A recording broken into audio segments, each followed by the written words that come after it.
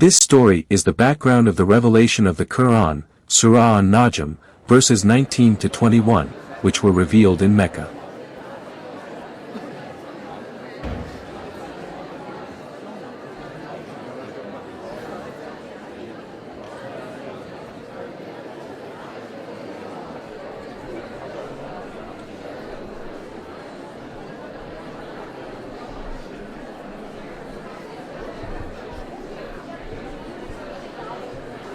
In the past, I can chat with them, worship together with them. But now, we act like enemies. Well, Rasulullah, that may have something to do with the way you pass your divine message to them. Look at them, surrounded by their idols. Why don't they listen to me and worship Allah instead? You used to kiss them too, right? Oh, wait a minute. I think I got another message from Allah. I need to pass it to them. Oh boy, here we go again.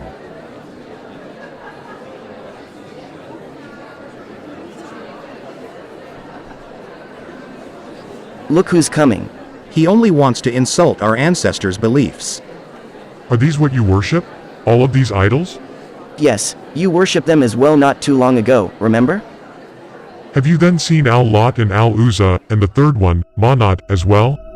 Suddenly, Satan came and inserted words into Muhammad. Others don't realize what Muhammad went through. These are the exalted Quranic, whose intercession is approved. These are the exalted Quranics, which are high-flying cranes. Their intercessions are expected. Wow, Muhammad just praised our gods. He returns back to his previous religion, the religion of our ancestors. Did he just acknowledge other gods besides Allah? Yeah. Maybe Allah has daughters after all. Haha. Tawheed? What Tawheed? After that, Muhammad prostrated in front of the idols.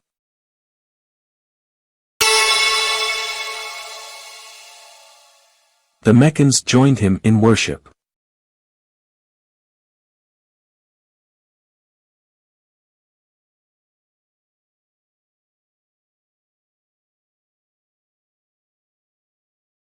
Wow, this is another level. Do we need to prostrate as well? He is our prophet, he knows better than us. All Muslims and non-Muslims prostrate in front of the idols. On that day, Muhammad became a mushrikeen or polytheist again. After that, Muhammad apparently still worshipped the gods of the Quraysh, so Allah rebuked him many times to stop doing it. Quran, Surah Al-Mudaththir, verse 1-5. O, you Muhammad, enveloped in garments, arise and warn, and magnify your Lord, and purify your clothes, and keep away from Aruj or the idols. Allah's warning came down because Muhammad was still a polytheist and continued to practice his old habits of worshipping idols and keeping idols in his house, even though he had been appointed as a prophet, and had also received 3 surahs from Allah. Surah Al-Mudaththir is the 4th surah in the Quran. The story about Muhammad keeping idols in his house is mentioned in Sunan Abu Dawud, Nomar 4158.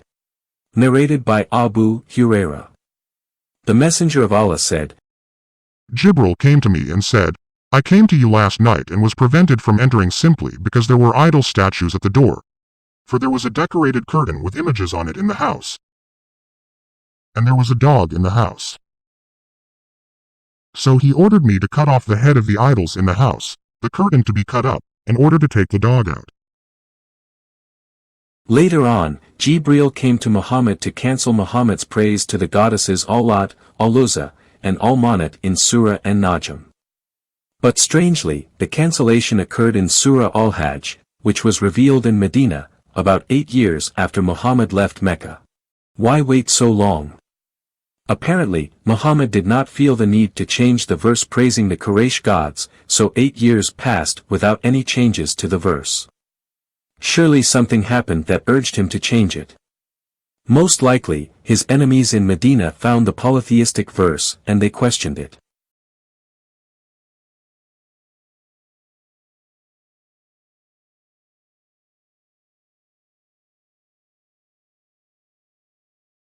O Muhammad, you insult us polytheists, even though you are worshipping idols yourself.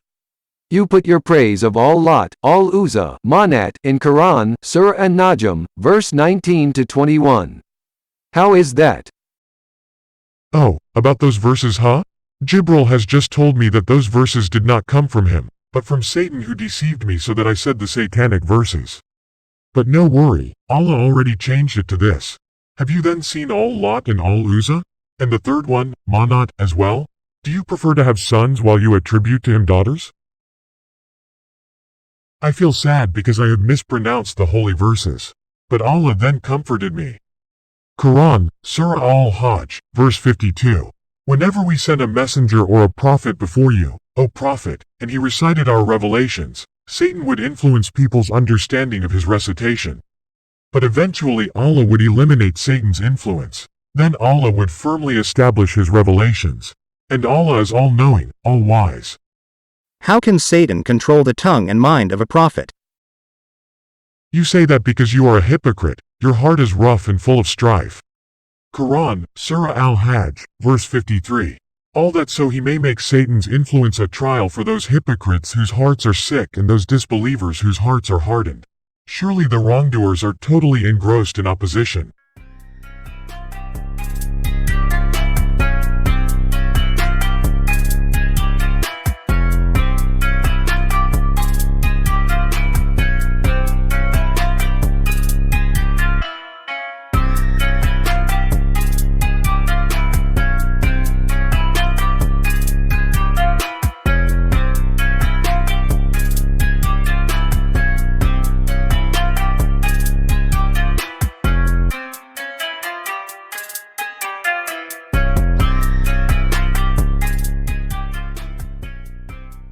Shirk means associating partners with Allah, or worshipping gods other than Allah.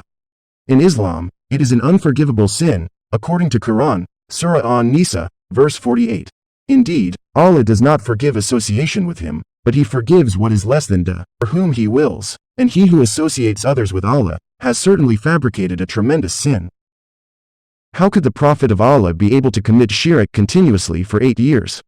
When he was caught reciting the satanic verses in the Quran, he then insulted those who rebuked him with the Quran, Surah Al-Hajj, verse 53. Muhammad was a mushrik, because he praised and even prostrated to the gods of Quraysh in the Quran, Surah An-Najm, verses 19 to 21. He did sujud to the Quraysh goddesses, sujud, laknatullah. 8 years later, he changed the content of the verse and acknowledged it in the Quran, Surah Al-Hajj, verse 52. If Allah has kept the Quran pure, why did he wait for so long to replace those satanic verses? If Muhammad could be controlled by Satan to recite the satanic verses for 8 years, then what about other verses? How can we be very sure that none of them coming from Satan? Quran, Surah At-Tawbah, verse 17. It is not for the mushrik to maintain the mosques of Allah while they openly profess disbelief. Their deeds are void, and they will be in the fire forever.